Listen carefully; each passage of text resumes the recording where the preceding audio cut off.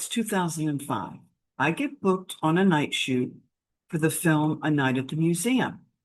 The film is a fantasy comedy directed by Sean Levy. I never heard of this guy, but he directed Big Fat Liar, Just Married, Cheaper by the Dozen, and later on, he'll be nominated for an Academy Award for Best Picture for Arrival. Great movie. Anyway, back to A Night at the Museum. It stars Ben Stiller with Dick Van Dyke, Mickey Rooney, Owen Wilson, Rami Malek, Robin Williams. I don't see any of these actors when I'm on set. Stiller plays a divorced dad who gets a job as a night watchman at the Museum of Natural History and discovers the exhibits come to life at night. I don't like night shoots, but the scene is a glamorous, formal gala at the Museum of Natural History, so I figure it'll be a cushy job. And it happens to be located across the street from my apartment. How great is that? I mean, how bad can it be? We check in, everyone looks great in their formal attire, but when it comes time to set background, we're herded outside into the freezing temperatures and high winds. Before I can get my bearings, the AD grabs my friend Tim and me. Your couple number one, you stand next to the camera. On action, you cross in front of the camera. Understand? This move is known as a camera swipe.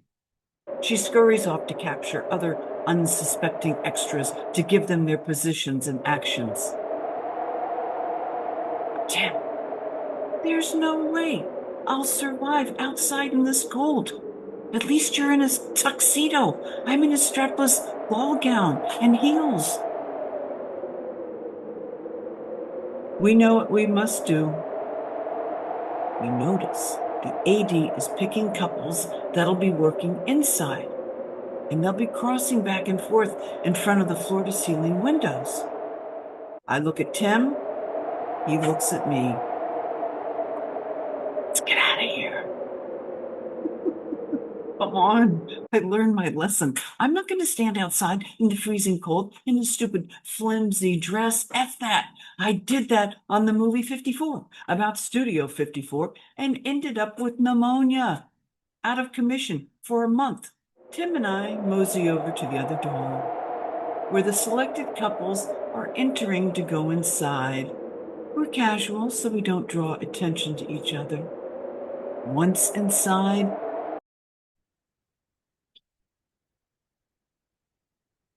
we disappear into the crowd of other thankful extras. The PA responsible for setting background inside looks like he's, 15 tops. He instructs Tim and me like English is our second language. You two, start here. On action, walk until you hear the word cut. Stop. When you hear back to one, you walk back to your first position. Understand? Yeah, got it. We're so relieved to be inside. We don't care that he talks to us like we're 3-year-olds. Then out of nowhere, the original AD who placed Tim and me to stand next to the camera to do the camera swipe, she storms inside in a panic, screaming, "Couple number one! Where's my couple number one?" Tim and I turn our backs to her and stare straight ahead and to the blank white wall. Like if we can't see her, she can't see us. But she won't leave.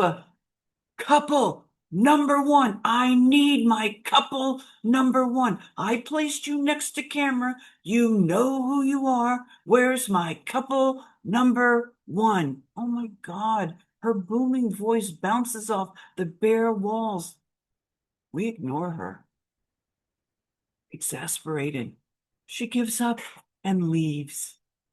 I learned my lesson. There is no way I'm going to stand outside in a strapless gown in the freezing cold ever again.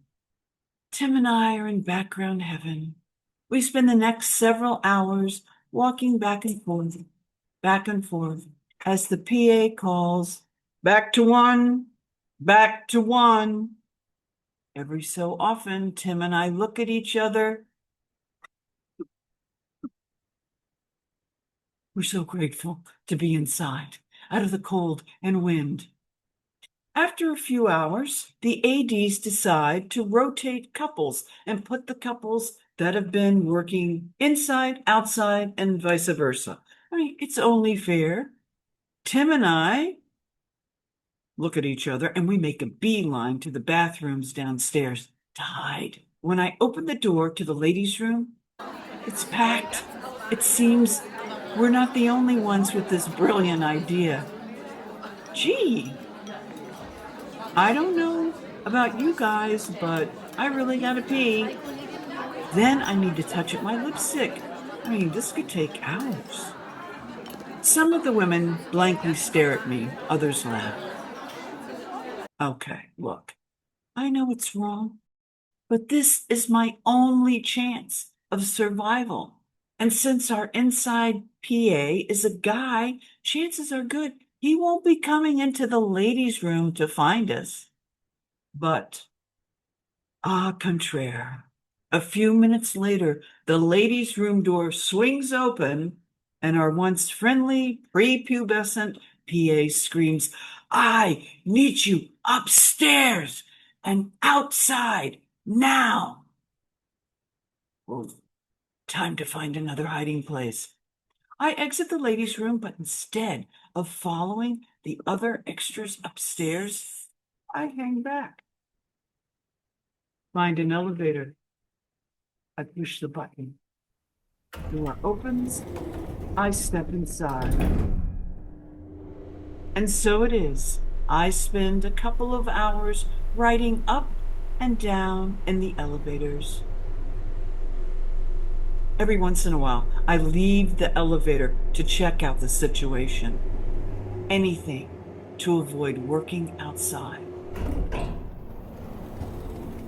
Somewhere around the wee hours of 4 a.m., I'm startled by the vibration of my cell phone. Who's calling me at this ungodly hour? What if it's a casting director? I check the number. It is. I can't answer that.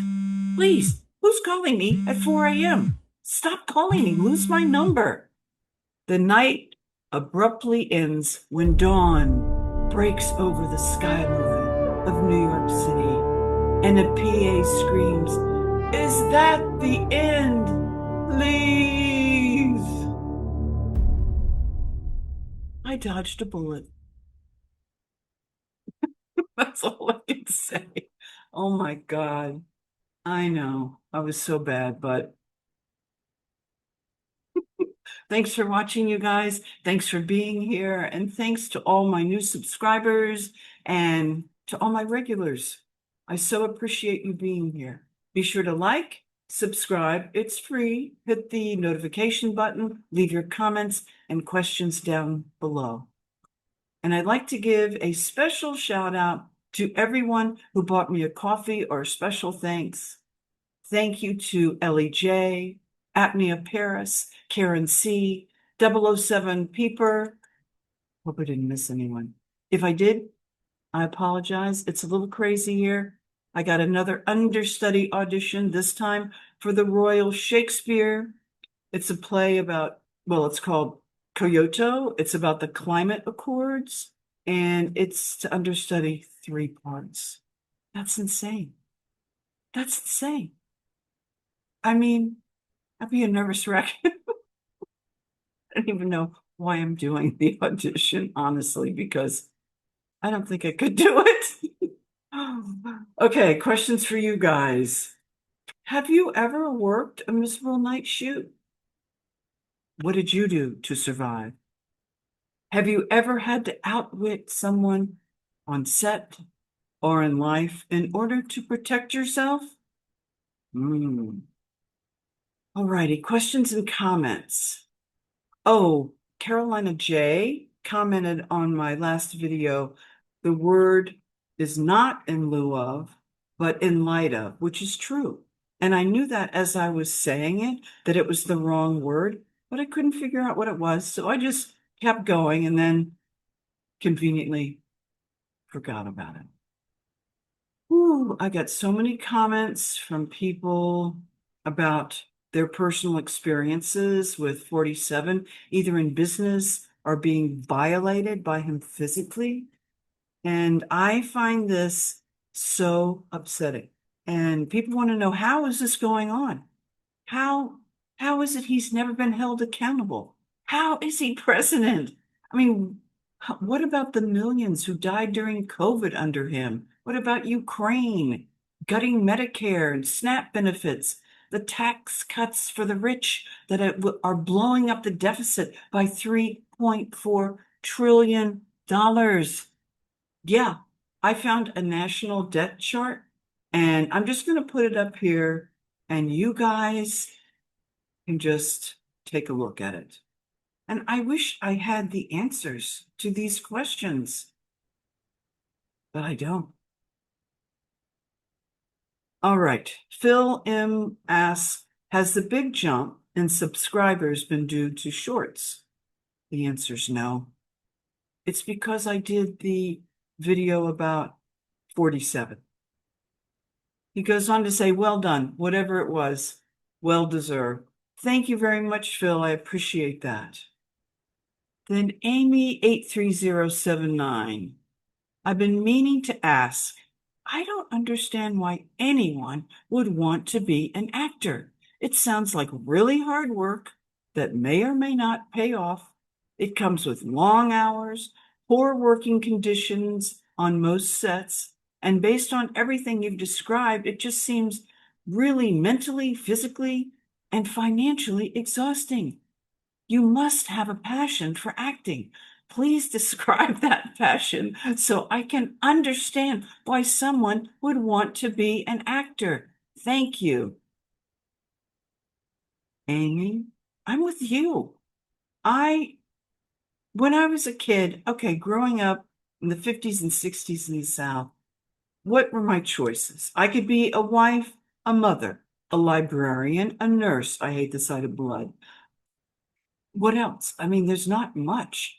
Or an actress. I saw these glamorous women in movies. I would watch the movies on Saturday night, the black and white movies with Betty Davis and Marilyn Monroe and all these. I just thought, oh my gosh, that's that's the life I want to lead. I didn't know. I didn't comprehend that they're not leading that life either. They are portraying that life on screen. But for some reason, I was driven, and I just kept going. But then I got to a point where I was actually getting a lot of acting work after many years. And I realized I don't like this job. It's horrible. It's everything you say, Amy. It's really long. It's first of all, just to get a job is insane what it takes. And it is, when I did Broadway, you have to be a monk. You just you're doing well, I think we did 7 shows a week. It's usually 8 shows, but thank you for that question. The thing is, the art of acting, when you work on a part and you're able to take that part, look at it, put it inside you, live in it, it's so much fun. And it like uses everything. And then when you actually do it, you have to be completely out of your head. You have to just be there and live it in the moment. And that's the most exciting part. So I think for me, it was also like an addiction. Then after years of therapy and stuff, I was like, I mean, that's why I started doing my own work, writing my own plays, performing my own plays, because then I was in control. It's a different thing. It's a different art has been corporatized like everything in this culture. I just saw Leanne Morgan interviewed, I don't know if you guys have seen her. She is the funniest woman. You have to watch her. She has a special on Netflix called I'm Every Woman. But I saw her interviewed because now she's just exploding and she's getting all this work and she has a series and blah, blah, blah. And she's getting all these, she's touring like 100 or 200 cities. And I saw her in this interview and she said, they work you like a mule. And that's what they do in show business. You're worked like a mule. Okay, that went on a lot. Sorry about that. All right, Wayne J. Hey, Jill, thanks for answering my questions. I love answering your questions, Wayne. He says, before I got my SAG-AFTRA AEA cards, I did the same thing you did. And I bought my AFTRA card probably in the late 70s, early 80s. And then he says, it's funny you mentioned Balm and Gilead. That's the play I first saw Laurie Metcalf. I saw John Malkovich in the lobby. Perhaps we were at the same performance? Well, he probably was in the lobby every night before the performance started, so that he could get a feel for who's coming to see this play. Who are these people? That's what I think. I imagine he would scope it out every night, but you never know. Maybe we were at the same one. He says, I like the music you had today. Oh, meaning on my last video about 47. Where did you find the music? I got it off a website. It's called Endemic Sound. Now, I have to pay for it. I just decided to go ahead and buy a yearly membership and just try it out and see, because YouTube is very strict on their copyright, which they should be. So I'm just going to try different music and see how it goes. But I'm glad you liked it. That's good. Oh, Mary S. said, I love your chocolate brown eyeglass frames. Where did you get the frames? Thank you. These frames are from the Calvin Klein collection, men's. And I got them a few years back at my optometrist office. And I've had the lenses changed out once because my eyes changed. The last couple of years, I haven't had to change my prescription because for some reason, my eyes have stayed steady. I'm really grateful for that. Thanks for liking my glasses. Okay, now this is kind of a question for you guys. Deborah D says, wow, first time watching you. You're bright, articulate, beautiful, powerful in your voice and spirit. Please keep spreading the word about Donald Trump. If you did any modicum of homework on this man, you would see he's evil from stem to stern. A new subscriber. Keep them coming. So I want to know how you guys feel about, I don't know, I was thinking maybe like once a month, I could do something about the situation we're living in. I always come from my own experiences and tell those stories from that point of view. So I'm not really sure how it would work, but if you have any suggestions about that, let me know. I'd really appreciate it. And with other weather news, it's cooled off a bit here in New York City, and I'm so happy about that. However, the air quality, we're getting air quality alerts due to the smoke from the Canadian fires. It's not horrible, though. This is a picture of June 7th, 2023, when the New York City sky turned orange from the Canadian fires. The air quality that day was 484. Today, it's 110. Big difference. But I was in my apartment and all of a sudden, everything just went dark. And it was in the middle of the afternoon. And I'm like, what is going on?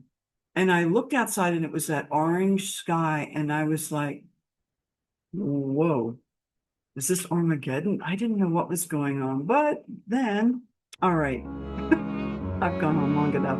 All right, you guys, thank you so much for watching. I really appreciate it. Stay cool, stay safe. Thank you for watching. I love you guys, and I will see you next week.